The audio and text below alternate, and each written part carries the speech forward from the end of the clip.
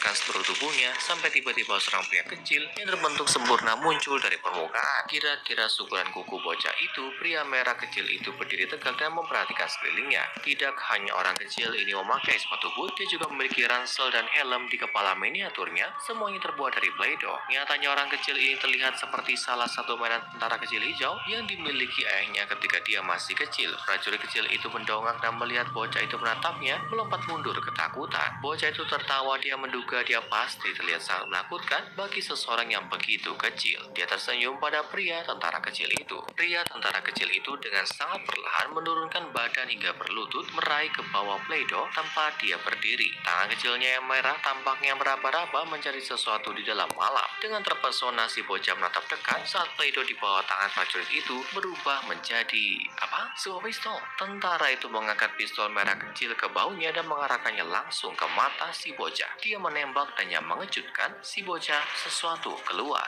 Aliran peluru Play-Doh kecil mungil mengenai bola matanya. Bocah itu melempar bola Play-Doh sekuat tenaga dan berkedip keras. Ceritaan kecil terdengar, pelurunya tidak terlalu sakit tapi matanya sedikit berair. Sekarang, prajurit mungil itu memiliki pistol kecil yang berfungsi asli. Dia mulai mengerti mengapa ayahnya masih bermain dengan Play-Doh. Kemana perginya Play-Doh itu? Dia pasti membuangnya ke halaman belakang. Bocah itu berlari keluar dan melihat sekeliling. Itu dia, tepat di sebelah kotak pasir. Dia merayap ke bola dengan hati-hati, mencoba melihat apakah prajurit kecil itu masih ada. Tunggu, itu dia, bukan? Itu dia. Apa itu ada lagi? Dia berlutut dan mengintip kerumunan kecil yang berkumpul di sekitar bola. Dia tidak bisa mempercayai apa yang dilihatnya. Lusinan pria kecil berkerumun di sekitar bola merah dengan lebih banyak lagi berbaris keluar dalam formasi setiap beberapa detik. Tenda Play-Doh kecil berwarna merah didirikan di sekeliling bola. Sepasang tentara kecil menebang ranting dengan kapak merah kecil dan menyalakan api unggun. Sebuah jeep merah mini lewati rerumputan dan seorang jenderal melompat keluar dengan seorang petugas yang meringkuk di sisinya. Jenderal kecil meneriakkan perintah kecil sebelum mendengar apa yang pria itu katakan, tapi sepertinya dia berbicara bahasa Inggris hanya dengan nada tinggi. Dia menunjuk ke sekelompok tentara yang segera bergegas ke bola Play-Doh dan menarik tangga dari sana. Mereka menyatakan tangga di tepi kotak pasir dan beberapa dari mereka bergegas menuju puncak. Memanjat ke atas papan kayu, keduanya berpencar dengan senapan di tangan memeriksa area yang aman. Jenderal adalah yang berikutnya di tangga. Dia mengamati pekarangan dengan waspada karena perang. Mata tertuju pada rumah pohon. Dia mengeluarkan teropongnya dan memperhatikannya baik-baik, mempelajari setiap inci pohon sebelum melihat yang beneran naik dari atas. Menurunkan teropong dengan puas, jenderal menunjuk dengan tangan kecil ke pohon besar dan meneriakkan perintah dengan suara kecilnya. Nada tinggi muncul dari pasukan di tanah. Mereka bersiap, tentara sudah tumbuh. Saat si bocah melihat kembali ke peleton yang berkumpul di rerumputan, dia melihat selusin tanda lagi bermunculan. Sekelompok tentara berdiri dalam formasi di sekitar bola Play-Doh, mengawasi ke segala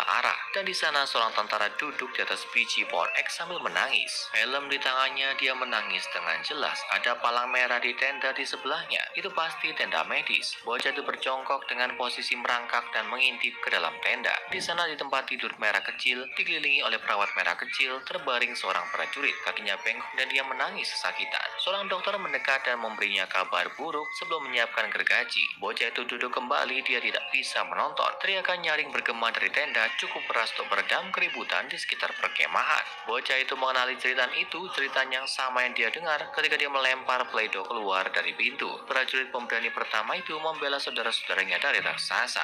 Apa yang telah dilakukan si bocah? Prajurit di luar tenda medis mengangkat telepon dan beritahu keluarga kecil prajurit itu apa yang telah terjadi. Dia telah kehilangan kakinya tapi bukan nyawanya. Dia adalah seorang pahlawan. Batalion sedang bermobilisasi, tidak ada waktu untuk berduka. Penembak jitu menaiki tangga ke tepi kotak pasir dan mendirikan sarang di sepanjang balok kayu saat truk bergemuruh melewati rerumputan tebal di bawah. Di sisi lain dinding kotak pasir, satu peleton gurun menerobos panas terik. Para prajurit duduk di atas tank, mengocok sisa-sisa air pucat dari botol merah mereka dan menyeka keringat dari alis mereka. Semuanya menuju ke arah rumah pohon. Bocah itu berdiri dikelilingi oleh tentara kecil. Dia harus berhati-hati kemana dia